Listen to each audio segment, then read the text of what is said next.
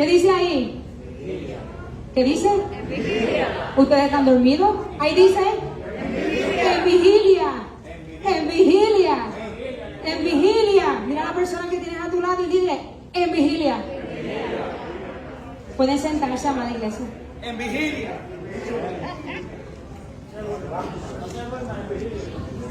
Los quiero en vigilia. Amén. Vamos para 2 de Samuel capítulo 21.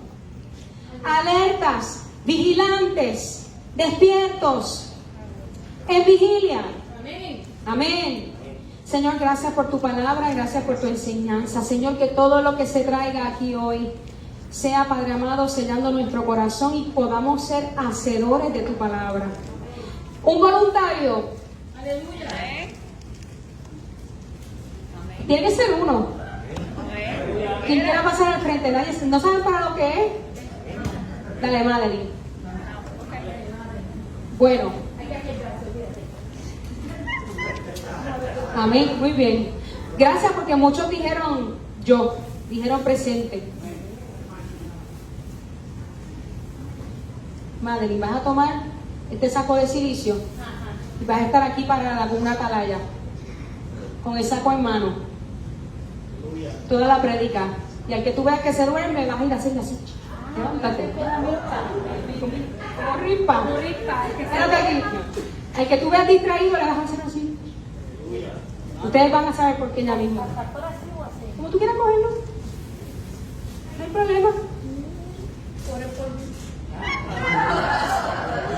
¿Quieres cambiar posición? ¿Está bien? No, yo acepto el reto. Amén. En vigilia, alertas, vigilantes. 2 de Samuel capítulo 21. Dice la palabra de Dios. Hubo hambre en los días de David por 3 años consecutivos. Y David consultó a Jehová, y Jehová le dijo: es por causa de Saúl y por aquella casa de sangre, por cuanto mató a los gabaonitas. Entonces el rey llamó a los gabaonitas y les habló.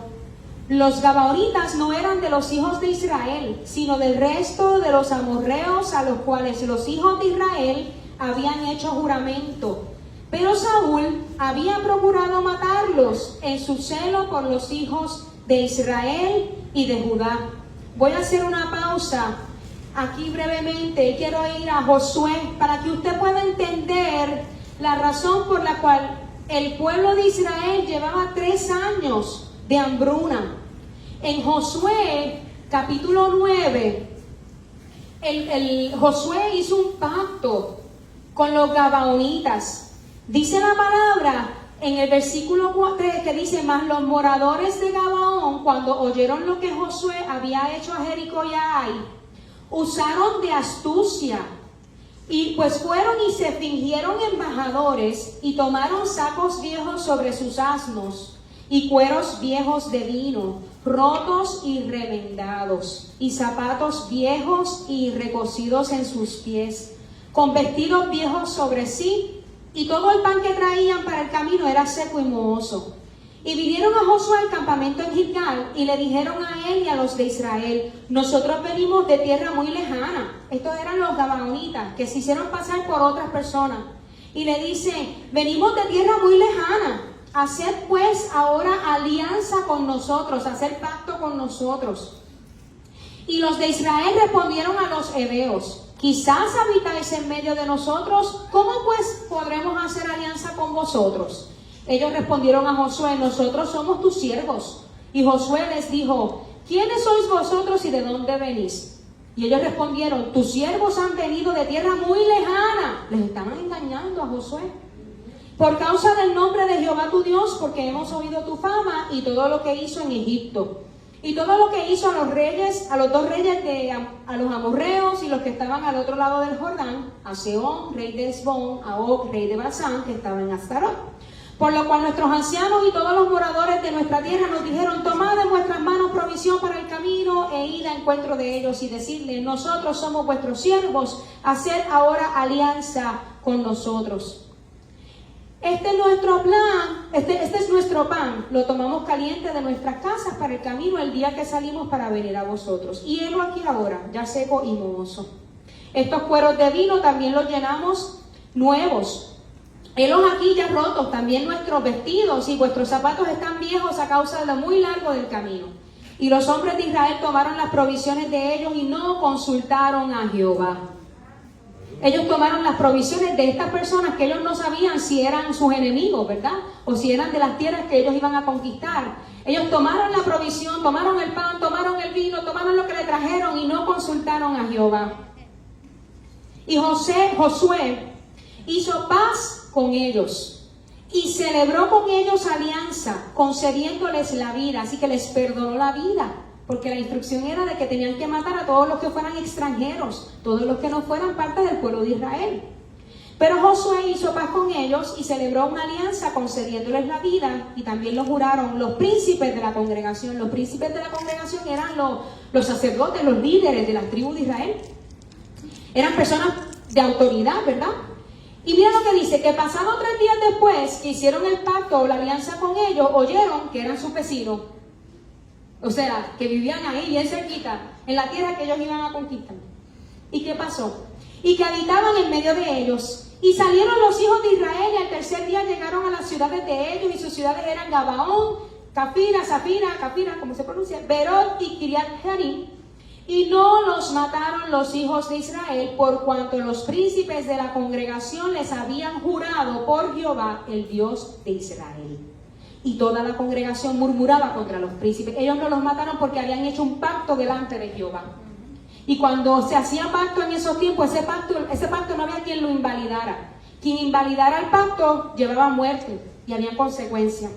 Así que cuando ellos se dieron cuenta de que no podían matarlos, porque habían hecho un pacto, una alianza con ellos, pues hicieron de ellos leñadores y aguadores de la congregación, concediéndoles la vida según se le había prometido los príncipes.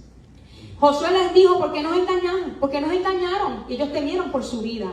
Así que este pacto que se hizo cuando Josué estaba en liderazgo, ahora con el rey David, hubo 3 años de hambruna. Estaban pasando necesidad.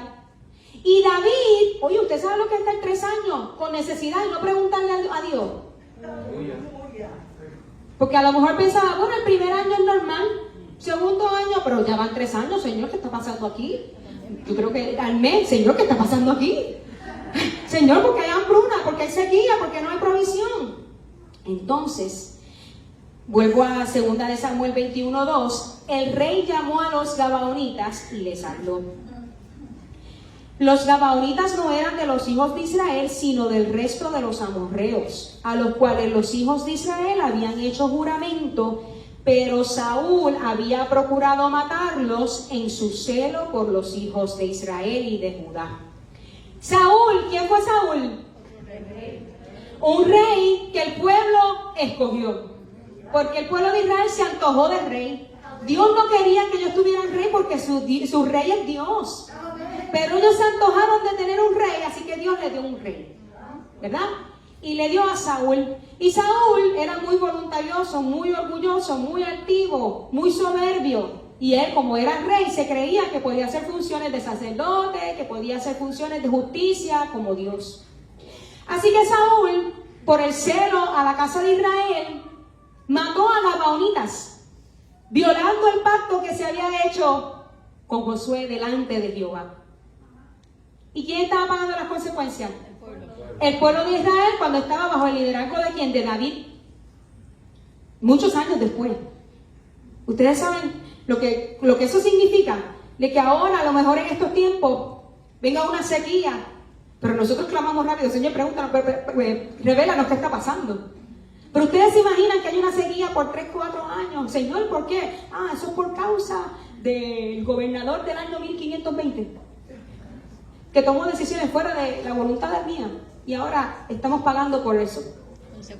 Las consecuencias de esa mala decisión, de ese pacto violentado. Pues el pueblo de Israel, cuando estaba bajo el reinado de David, tuvo 3 años. Entonces David le dice a los gabaonitas, ¿qué haré por vosotros? ¿O qué satisfacción os daré para que bendigáis la tierra por heredad? ¿Qué puedo hacer por ustedes? ¿Qué les puedo dar para que bendigan la heredad de Jehová? ¿Por qué él le pregunta bendecir? ¿Por qué? Porque al violentar un pacto que se hizo delante del Señor se convirtió en maldición. Y el pueblo de Israel estaba maldito porque Saúl violentó un pacto delante del Señor. Y David le está diciendo, ¿qué podemos hacer para que esa maldición sea cortada y ustedes nos bendigan? Y la tierra sea bendecida, Israel sea bendito, y haya provisión y haya alimento. Entonces, ¿qué ustedes hubiesen pedido si hubiesen sido los gabaonitas? No contesten, está bien. Ustedes saben que los gabaonitas eran siervos. Ellos pudieron haber pedido su libertad como esclavos. Pudieron haber pedido plata, oro, finanzas, riqueza. Pero no pidieron eso. Miren lo que pidieron. Los gabaonitas respondieron, no tenemos nosotros querella sobre plata ni sobre oro con Saúl. O sea, no tenemos ninguna deuda con él. Sobre oro y la plata no nos interesa. Ni con su casa. Ni queremos que muera hombre de Israel. No queremos que mueran hombres inocentes del pueblo de Israel. Y él les dijo, lo que vosotros dijeres, haréis. O sea, David le dice, lo que ustedes me digan que ustedes quieren, lo vamos a hacer para que ya nuestra nación no sea maldita y haya la provisión que necesitamos. Entonces dice el versículo 5, ellos respondieron al rey, de aquel hombre que nos destruyó, que fue Saúl, y que maquinó contra nosotros para exterminarnos sin dejar nada de nosotros en todo el territorio de Israel, désennos 7 varones de sus hijos, para que los ahorquemos delante de Jehová en Gabaa de Saúl, el escogido de Jehová. Y el rey David dijo, yo los daré. Ellos le dijeron, danos a 7 de los hijos o descendientes del rey Saúl, que fue el que maquinó contra nosotros, el que quería exterminarnos. ¿Ustedes saben lo que es eso? Los gabaonitas eran extranjeros, eran paganos. Y por una estratagema de parte de ellos, cuando fueron a donde Josué, porque fue con engaño, el pueblo de Israel hizo un pacto con ellos delante del Señor. O sea que ellos, ¿cómo podemos decir? Ellos arrebataron su salvación. Ellos robaron su salvación. O sea, ellos conquistaron de una manera esa salvación para su pueblo, que cuando tú te pones a pensar, tú dices, Señor, pero ellos lo hicieron mal. Porque ellos engañaron al pueblo de Israel, ellos engañaron a Josué, pero hicieron pacto en mi nombre. Y en este tiempo, ellos estaban exigiendo justicia, pero no la exigieron ellos por voluntad propia. ¿Quién lo permitió? Dios. ¿Por qué? Porque ¿quién permitió que hubiera hambruna? ¿Quién permitió que hubiera hambruna? Dios. Para que el rey David pudiera entender por qué había hambruna, porque había un pacto violentado que no había sido justificado y no había sido rectificado. Y ellos son paganos, eran paganos. Así que dice, désenos 7 varones de sus hijos para que lo arquemos delante de Jehová en Gabaa de Saúl. Y entonces el versículo 7 dice, y perdonó el rey a Mefiboset, hijo de Jonatán. ¿Saben todos quién es Mefiboset? Muy bien. Mefiboset era el hijo de Jonatán. Y David le perdonó la vida a Mefiboset porque él no podía rectificar un pacto violentando otro. ¿Ok? Él no podía matar a Mefiboset porque ya habían hecho un pacto con Jonatán, donde dijo de que no iba a matar a su descendencia y que le iba a salvar la vida. David había hecho ese pacto con Jonatán. Así que Mefiboset, el hijo de Jonatán, no se tocó. Hijo de Saúl por el juramento de Jehová que hubo entre ellos, entre David y Jonatán, hijo de Saúl. Dice el 8, pero tomó el rey a los hijos de Rispa. ¿Habían escuchado de Rispa anteriormente? Rispa, hija de Ajá, los cuales ella había tenido de Saúl, Armoni y Mefiboset. Ese es otro Mefiboset que no era hijo de Jonatán. Y 5 hijos de Mical, hija de Saúl, los cuales ella había tenido de Adriel, hijo de Barzillai Meholatita. Quiero hacer un paréntesis ahí. Aquí la palabra dice hijos de Mical, hijas de Saúl, pero en el original dice Merab. Merab era la hermana mayor de Mical. La palabra dice que cuando Mical se burló de David, dice que nunca tuvo hijos, ¿verdad? Por haber menospreciado la adoración que hizo David. Así que eran los hijos de Merab. Según la historia dice que Mical los cuidó y los crió, ¿verdad? Así que pusieron a Armoni, Mefiboset, los hijos de Rispa, y a 5 de los hijos de Merab. Y los entregó en manos de los gabaonitas. Y ellos los arcaron en el monte delante de Jehová, y así murieron juntos aquellos 7, los cuales fueron muertos en los primeros días de la siega, al comenzar la siega de la cebada. Esto es a mediados de abril. Entonces Rispa, hija de Aja, tomó una tela de silicio. ¿Saben lo que es una tela de silicio? Tela de saco. Esto es una tela de silicio. ¿Puedes pasarla por ahí, Madeline, para que ellos la toquen? Y si quieren ponérsela por encima, les extiendo la invitación para que lo hagan. Y usted pueda sentir el picor, el calor que da esa tela. Ustedes han puesto camisas de hilo, pero hilo malo. Eso da calor, eso da picor, es horrible. Y dice que ella tomó una tela de silicio y la tendió para sí, para ella, sobre el peñasco, sobre una piedra alta, desde el principio de la siega hasta que llovió sobre ellos agua del cielo, y no dejó que ninguna ave del cielo se posase sobre ellos de día, ni fieras del campo de noche. Y fue dicho a David lo que hacía Rispa, hija de Aja, concubina de Saúl. Ustedes saben lo que significa Rispa. Francesca, ¿puedes entregar los papelitos? Aprovechando el viaje de la tela de silicio. Rispa significa carbón encendido. La definición de Rispa es carbón encendido, y me ministró tanto porque Rispa, ustedes saben cuánto tiempo ella estuvo vigilando y velando y cuidando los cuerpos de sus 2 hijos. Estuvo desde abril hasta octubre. Ese papelito que están recibiendo, ¿quién me lo lee? Yo sí. El fuego sobre el altar no deberá apagarse nunca, siempre deberá estar encendido. Amén. El fuego en el altar no debe apagarse nunca. Siempre tiene que estar encendido. Ese fuego en el altar tiene que permanecer encendido. No se puede sentar. No, ella es atalaya, ella es vigilante. Pues mira, el nombre de Madeline significa atalaya. Ella todavía no está castigada, está aquí haciendo una función. Tengo 2 que azoté en el camino. Azotaron a 2 en el camino, ajá.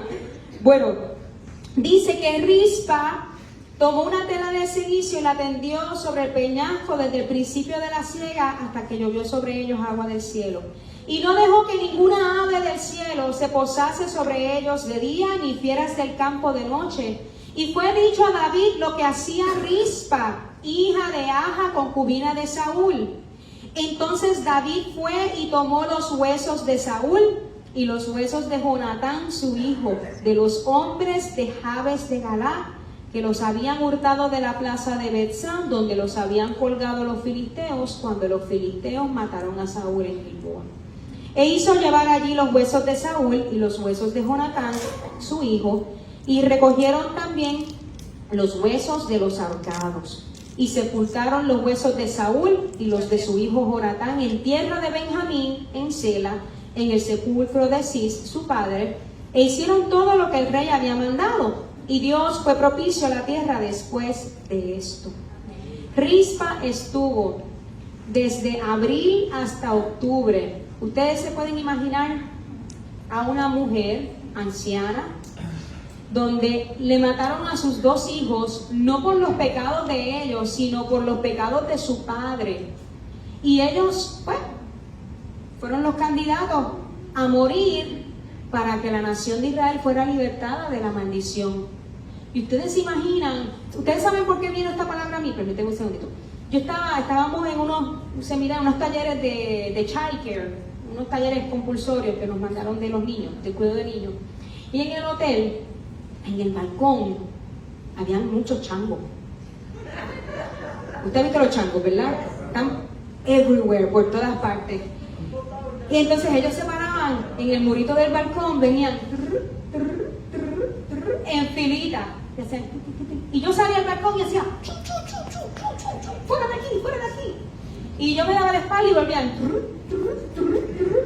Y yo volvía chu, chu, chu, chu, chu. Les dije que se fueran de aquí, que hacen aquí, para afuera. Mira, tienen muchos árboles para irse, chu, chu, chu.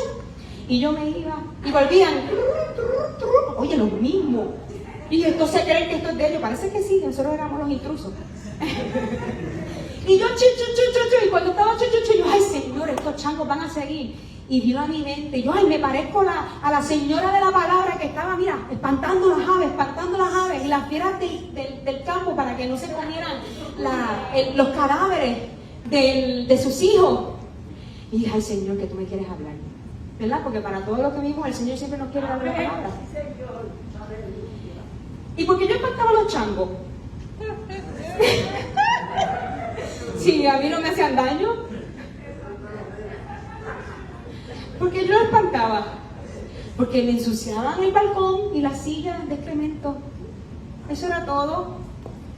Yo no quería que me ensuciaran las sillas donde yo me iba a sentar. Y decía chu, chu, chu, chu, chu. Pero esta señora, Rispa, estaba espantando las aves carroñosas de la viña. Eran unas aves que se alimentaban de cuerpos en descomposición y de animales muertos. Entonces, habían animales fieras, animales salvajes en el campo, que se alimentan ¿de qué? De los cadáveres. Ustedes saben una cosa, que ella estuvo de abril a octubre, 6 meses, en una peña, cuidando los cuerpos de sus hijos, esperando que alguien le hiciera justicia para que los enterraran honorablemente, con honra. Porque el que una persona muriera y su cuerpo fuera comido por las aves o comido por las fieras del campo era una deshonra. El que moría y no se le daba una sepultura honorable era una deshonra. Y la palabra dice en Deuteronomio que el que muriera ahorcado, el cuerpo tenía que bajarse de ahí inmediatamente y que la tierra era considerada maldita. Ella estuvo 6 meses. Ustedes saben lo que son 6 meses con esta tela de silicio, sin agua, con viento, con frío, con calor, con hambre, sin cama, en necesidad, velando los cuerpos de sus 2 hijos. Y nosotros, ¿qué? No podemos velar ni una hora. No podemos orar ni una hora, como dijo Jesús en su palabra. No podemos persistir ni un día soportando al esposo y a la esposa. ¿Vas a seguir con la misma cantaleta?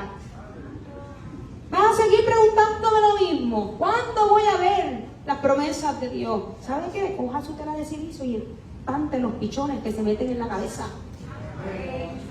El pichón de la pereza, de la inseguridad, de la incertidumbre, de la familiaridad, de la altivez, del orgullo, de la mentira, del pecado. Hay veces que hay que, sacudirse y ponerse tela de silicio. ¿Ustedes saben quiénes usaban la tela de silicio? Muchas veces los profetas, porque esta tela de silicio representa luto, duelo. En la antigüedad se quitaban las ropas y se ponían esto por encima para guardarle luto y duelo y dolor. Cuando sentían dolor, aflicción, arrepentimiento, se vestían de silicio, y hay veces que se llenaban de ceniza en representación del dolor, del arrepentimiento, del duelo. Para un grupo de personas era para mortificar la carne. Me ministró mucho porque un grupo de, hace muchos años atrás, unos religiosos utilizaban el silicio para mortificar la carne. ¿Y usted mortifica su carne? En el sentido de que la pisamos, no permitimos que tome dominio de nosotros. Si usted se pone esto va a mortificar la carne grandemente, porque va a pasar calor, va a pasar picor, ¿verdad? Pero Rispa estuvo 6 meses. 6 meses. ¿Usted sabe lo que son 6 meses? Día y noche. Ella no fue por la mañana, se fue a su casa, tomó café y volvió. Y yo hablaba con el pastor, me reía, porque cuando ahora convocamos vigilias en las iglesias, vamos a orar 3 horitas y cuando se acabe nos espera un suculento chocolate caliente con pan con mantequilla y queso de papa. Ansobado, y asopadito de pollo. ¿Ustedes creen que eso es una vigilia? Eso no es una vigilia. Rispa hizo una vigilia de verdad y ella vigiló y estuvo allí persistiendo hasta que el rey David se enteró. Oye, la verdad que las noticias allí como que eran bien lentas. Usted sabe qué es lo que está en 6 meses, y a los 6 meses es que le llega a oídos de David: mira que Rispa está haciendo esto, ¿cómo va a ser? ¿Y sabes lo que hizo el rey David? Le dijo: vamos a sacar los huesos de Saúl y Jonatán de donde estaban. Los huesos, o sea que significa que ya estaban ya, no había cuerpo, eran huesos. Trasladaron sus huesos con los hijos y los nietos que habían ahorcado para que fuera la maldición quebrantada, y le hicieron una sepultura honrosa. David honró a Rispa. Dios honra a sus hijos. Dios honra a los que se sacrifican por Él. Dios honra a los que se entregan por Él. Dios honra a los que dejan cosas por Él. Entonces, usted puede decir: no, las aves de rapiña a mí no me tocan. Las aves de rapiña no nos tocan los changos y las iguanas de palo, que están por ahí dando candela, ¿verdad? Y uno tiene que hacer así, afuera. Hay algunos que les meten mano, ¿verdad? Y tienen encuentros así, tú a tú con las iguanas. Pero yo no. Pero ¿sabes qué? Las aves de rapiña, los animales salvajes, representan las saetas del enemigo. Los dardos del enemigo que quieren venir a atacar nuestra mente. Cuando viene una saeta del infierno, usted tiene que mirar para afuera. Protege tu territorio. Protege tu territorio. Te vas para allá. No, bendito, vamos para allá. ¿Quién quiere el saco? ¿Nadie quiere el saco? Mira, Madre, vas a coger una tijera y le vas a dar un pedacito a cada uno, para que se acuerden de el saco, de la tela de silicio, de Rispa, de que cuando tienen que guerrear, de que cuando hay que vigilar, Esa es una prueba de obediencia. Lo voy a hacer, no te preocupes. Es chiquita la tijera, pero corta.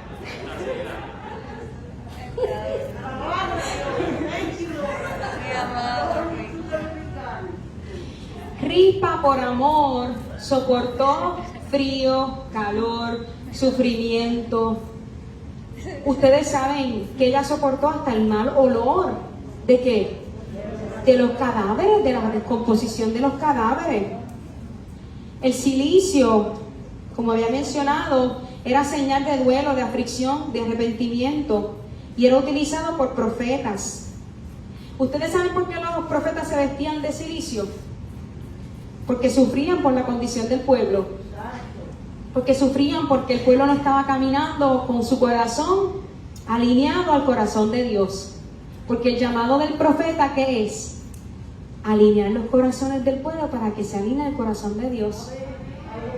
Y muchos profetas en la palabra caminaban en cilicio, en dolor, en agonía, en sufrimiento. ¿Por qué? Porque no veían que el pueblo caminaba en obediencia a Dios. Rispa representó amor, un amor maternal, valentía, una valentía que fue llevada a la acción. No todo el mundo está dispuesto, yo estoy dispuesto a vigilar, porque si yo le hubiese dicho van a estar aquí 24 horas y de aquí no se van a mover. ¿Cuántos hubiesen dicho aquí? ¡Yay! Garriga, gracias. Héctor, muy bien. No todos hubiesen dicho, podemos, lo vamos a hacer. Pero hay veces que las circunstancias nos van a obligar a vigilar. Y Dios nos va a obligar ¿a qué? A que hagamos vigilia. A que le oremos, a que le adoremos. Cuando estamos en vigilias estamos vigilantes. Estamos despiertos. Estamos peleando.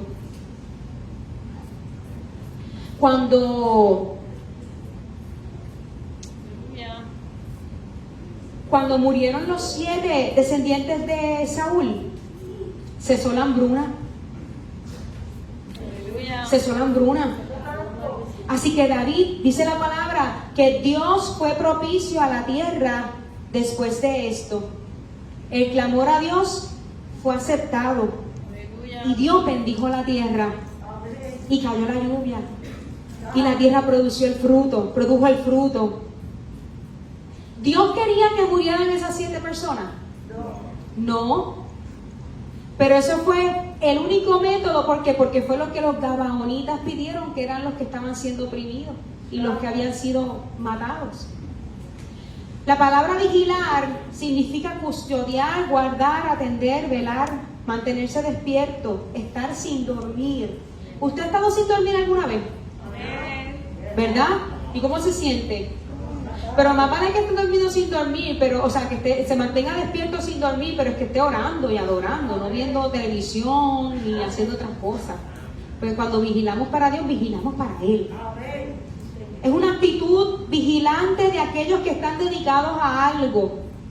Guardar el pacto, guardar un mandamiento, cuidar de algo. La palabra dice en Proverbios 13:3 que tenemos que vigilar nuestra boca. Tenemos que cuidar nuestra boca, tenemos que guardar nuestra boca. Dice Proverbios 13:3, el que guarda su boca, guarda su alma. El que vigila su boca, vigila su alma. Mas el que mucho abre sus labios, tendrá calamidad. La Nueva Versión Internacional dice, el que refrena su lengua protege su vida, pero el ligero de labios provoca su ruina. El que refrena su lengua protege su vida, pero el ligero de labios provoca su ruina. Vigilar es atalar, observar, con vista de advertir cualquier irregularidad. Salmo 66:7 dice, con Dios su poder gobierna para siempre. Vigila su mirada a las naciones, para que los rebeldes no se levanten contra él. Dios con su poder gobierna para siempre, observa, vigila, atalaya su mirada a las naciones para que los rebeldes no se enaltezcan y no se levanten contra él. Así que el atalaya por atalaya, ¿quién es? Dios, que observa todas las cosas. Y Él mira y está pendiente de que los rebeldes no se levanten contra Él. ¿Qué les pasa a los rebeldes que se levantan contra Dios? ¿Qué pasa con los rebeldes que se levantan contra Dios? Dios los aniquila. Dios, mira, dice aquí, yo soy Dios. Pone el dedito y se acabó la rebelión. Dios vela sobre su pueblo hasta el cumplimiento de sus promesas. Jeremías 11:12 dice, recibí esta palabra del Señor. ¿Qué ves, Jeremías? Respondí, veo una rama de almendro. Y el Señor me dijo, bien visto, porque yo velo para cumplir mi palabra. En Israel el almendro es símbolo de vigilancia. ¿Por qué? Por ser el primer árbol que echa flores en la primavera. Cuando el almendro empieza a echar flores, ya saben que estamos en la primavera. Así que le llaman el árbol de la vigilancia. Es estar atento y luchar contra la pereza, luchar contra la negligencia, a fin de conseguir lo que se persigue. Vigilar es una actitud de alerta espiritual y expectación, que es lo contrario a la flojera, a la falta de fuerza, a la disciplina y a la indiferencia. Primera de Corintios 16:13 dice, vigilad, estar firmes en la fe, ser valientes y esforzados. Dice, portaos varonilmente. Vigilad, estad firmes en la fe, sed valientes y esforzados. Sé vigilante y refuerza las cosas que quedan y están a punto de morir. Guarda lo recibido, Apocalipsis 3:2. Hechos 20:31 dice, estén alerta. Dile a la persona que está a tu lado, estate alerta.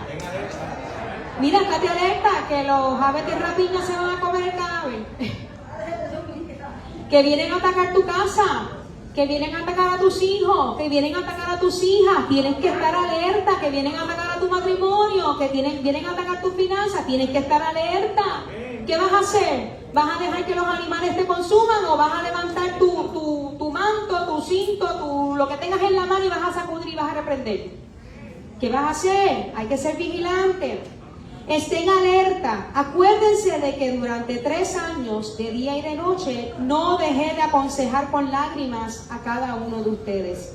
Ustedes saben lo que es que Pablo le dice, durante 3 años, de día y de noche, no dejé de aconsejarlos con lágrimas a cada uno de ustedes. Estén alertas. No pierdan lo que se depositó en ustedes.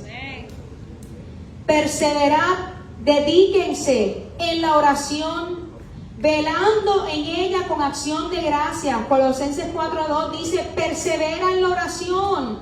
¿Con qué hay que perseverar? ¿En qué hay que perseverar? En la oración.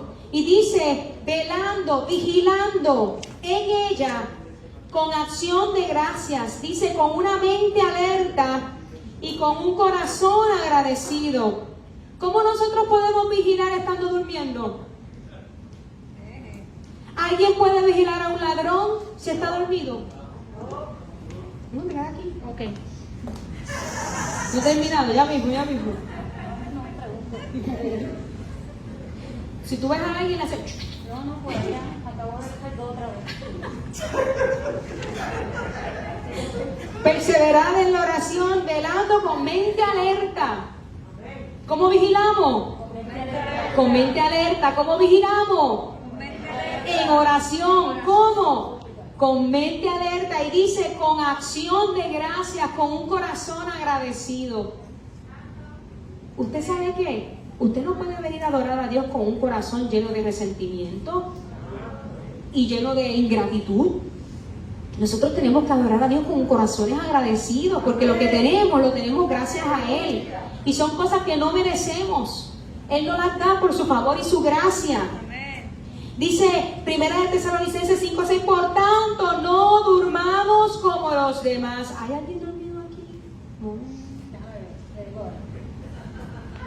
No durmamos como los demás, sino velemos y seamos sobrios.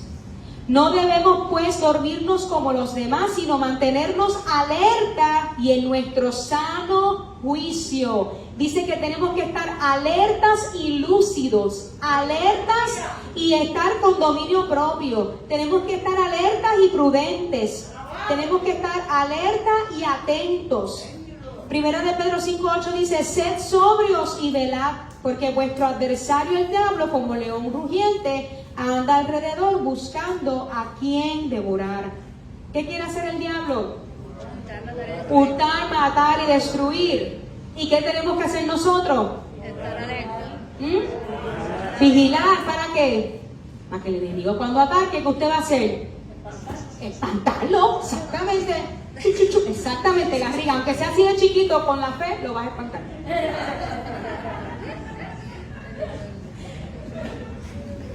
La vigilia o la vigilancia es la actitud fundamental del creyente que espera que la consumación final, la venida de nuestro Señor Jesucristo, la finalización de todas las cosas de la naturaleza, la humanidad, que comienza con la inauguración del reino de Dios, el regreso de Jesucristo.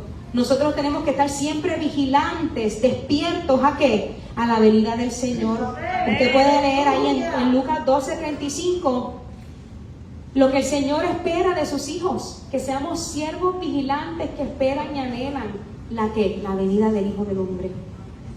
¿Por qué? Porque la venida del Hijo del Hombre va a ser como que estábamos cantando, como ladrón en la noche. O sea que va a ser sin avisar. ¿O acaso el ladrón hace: hola, mañana vengo a robar en tu casa para que me recibas con las puertas abiertas? ¿Verdad que no? Pues Jesucristo no va a venir: mañana vengo. La palabra dice que en cualquier momento ya todo está cumplido. Puede ser hoy, puede ser ahora, puede ser mañana. En cualquier momento está cumplido. Su venida será en cualquier momento. Y nosotros tenemos que estar vigilantes.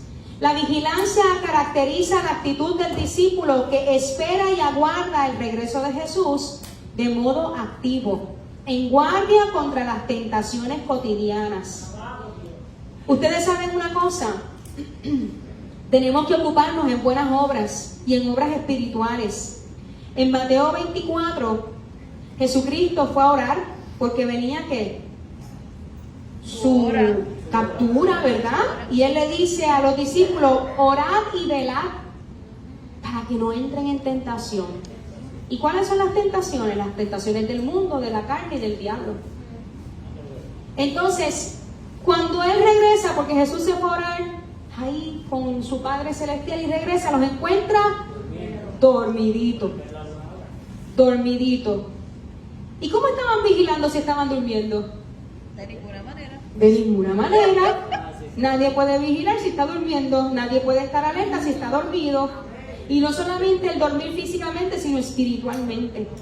Y es momento de que la iglesia despierte, es momento que la iglesia esté alerta, es momento que la iglesia entienda por qué está aquí, por qué estamos aquí, qué misión tenemos que cumplir, qué llamado tenemos que hacer, a quién le tenemos que hablar, a quién le tenemos que sembrar. Ustedes saben que Dios nos pone todos los días oportunidades para sembrar la palabra de Cristo. No le hable de la prensa, no le hable de Bad Bunny, no le hable del gobernador, háblale de Cristo, habla de Cristo, porque son oportunidades para sembrar la palabra de Dios.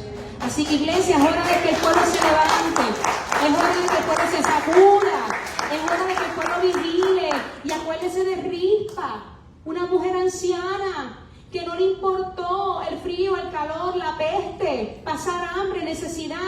Se vistió de cilicio, cogió, se acostó ahí, durmió por 6 meses para que le hicieran justicia a sus hijos. ¿Y nosotros qué? ¿Qué hacemos? Queremos ver las peticiones de Dios contestadas en nuestras vidas, pero ayunamos media hora y nos estamos muriendo. ¡Ay, me desmayó! ¡Ay, un bajón de azúcar! Por favor, iglesia.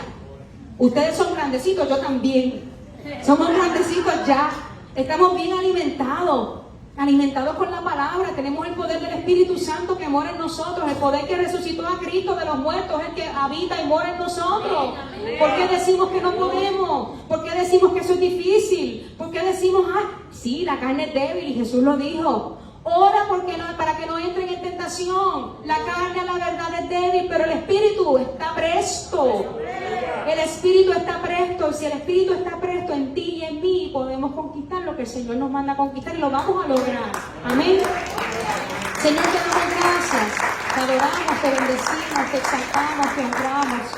Gracias por tu palabra, gracias por tu amor. Gracias, Señor, porque todos los que estamos aquí no hemos pasado pruebas como la que tú pasaste en la cruz. Gracias, Señor, porque constantemente tú nos levantas, Señor, para que estemos compartiendo con otros tu palabra, Señor. Señor, mira cada vida en este lugar. Mira, Padre amado, las personas que nos ven, Señor, y escuchan esta palabra. Que seas tú ministrando a sus corazones, que seas tú libertando, que seas tú sanando, que seas tú avivando y despertando a tu iglesia, porque no podemos estar vigilando dormidos. Señor, que podamos, Padre amado, entregar nuestra vida a ti. Y si vamos a sacrificarnos, sea para ti, no por las cosas del mundo, no por los afanes del mundo, Señor, sino por las cosas tuyas, Señor. Padre, fortalece a tu iglesia, Señor. Prepáranos, capacítanos, Señor, para los tiempos que estamos viviendo, Padre amado. Y gracias, Señor, porque tú eres nuestra fortaleza. Gracias porque tú eres nuestro pronto auxilio. Gracias porque tú eres el que nos cubres, el que nos guardas, el que nos protege. Gracias porque nos has dado una armadura. Gracias porque nos has dejado tu palabra, que es espada de dos filos. Gracias, Señor, porque nos has dado la salvación, que es el casco, el yelmo, Padre amado. Gracias, Señor, por tu escudo, por tu coraza, Señor. Gracias por el evangelio de la paz, que es tu calzado, Señor.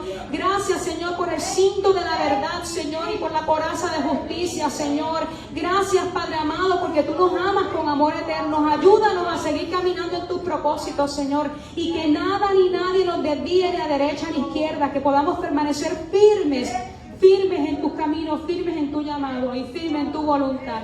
En el nombre poderoso de Jesús. Amén.